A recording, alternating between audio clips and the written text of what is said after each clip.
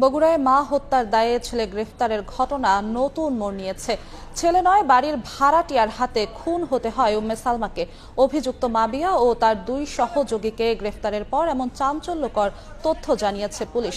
হত্যার আলামত উদ্ধারে আসামিদের নিয়ে অভিযান চালাচ্ছেন তারা। গত 10 নভেম্বর নিজ ঘরের ডিপ ফ্রিজের ভেতর পাওয়া যায় গৃহবধূ উম্মে সালমার হাত পা বাঁধা মরদেহ। ওই সময় তছনছ ছিল পুরো বাড়ি। এ ঘটনায় ছেলে সাদ ইবনে আজিজকে সন্দেহভাজন হিসেবে আটক করা হয়। র্যাব জানিয়েছিল টাকার জন্য মাকে হত্যা করে ছেলে।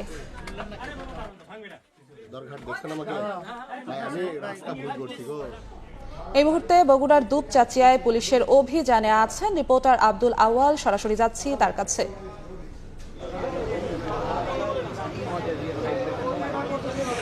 সারা দেশে যেই বগুড়ার দুপচাচিয়ার যে ঘটনাটি নাড়া দিয়েছিল, ছেলের হাতে মাকে হত্যার যেই ঘটনাটি, সেই ঘটনাটির পরে কিন্তু এই যে সাদ ইবনে আজিজারকে র্যাব দাবি করেছিল যে টাকার জন্য এবং প্রেমের সম্পর্কে বাধা দেওয়ায় সে মাকে কুপিয়ে হত্যা করেছে। সেই ঘটনার পর পুলিশ কিন্তু জিজ্ঞাসাবাদের জন্য গ্রেপ্তার সাদ ইবনে আজিজার ছেলেকে রিমান্ডে নিয়েছিল এবং পুলিশের রিমান্ড শুরু হয়েছিল গতকালকে থেকে এবং সেই রিমান্ডের পরেই কিন্তু আসলে চাঞ্চল্যকর সেই ঘটনাটির কিন্তু শুরু হয়। মূলত পুলিশ যেমনটি দাবি করছে যে আসলে ছেলের হাতে মা উম্মে সালমা আসলে হত্যাকাণ্ডের ঘটনা ঘটেনি।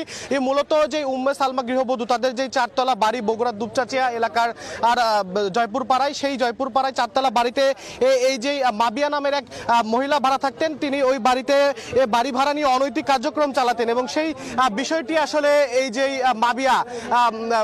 মাবিয়া যে আসামি, তার এই যে অনৈতিক কার্যক্রমের বিষয়টি গৃহবধূ উম্মে সালমা জেনে যাওয়ার কারণে সে তার যে অন্য দুই সহযোগী মুসলিম এবং সুমন চন্দ্র, তাদেরকে নিয়ে কিন্তু আসলে এই গৃহবধূ উম্মে সালমাকে হত্যা করে। এবং আপনারা এই মুহূর্তে দেখতে পাচ্ছেন যে মাবিয়া এই হত্যাকাণ্ডের সাথে জড়িত ও তাকে পুলিশ যে ঘটনাস্থল সেখানে নিয়ে এসেছে এবং তাকে নিয়ে কিন্তু তাদের যে আলামত উদ্ধারের যে অভিযানটি সেটি কিন্তু তারা কিন্তু চালাচ্ছে। এবং এর আগেও আমরা দেখেছি যে তালুচ এলাকা থেকে দুপচাচিয়ার সেখান থেকে যে আরেকজন অভিযুক্ত সুমন চন্দ্র, তাকেও কিন্তু আসলে পুলিশ গ্রেপ্তার করে কিছুক্ষণ আগেই থানা হেফাজতে নিয়েছে।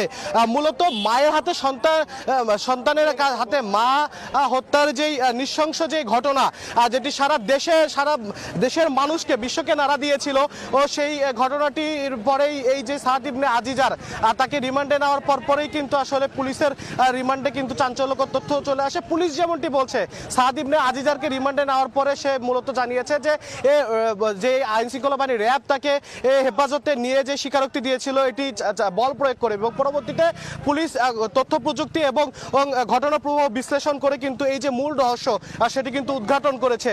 তো চাঞ্চল্যকর যে হত্যাকাণ্ড গৃহবধূ উম্মে সালমা, তার সর্বশেষ পরিস্থিতি জানা ছিল আমার কাছে বগুড়া থেকে। বগুড়া থেকে সরাসরি যুক্ত হয়েছিলেন সহকর্মী আব্দুল আওয়াল।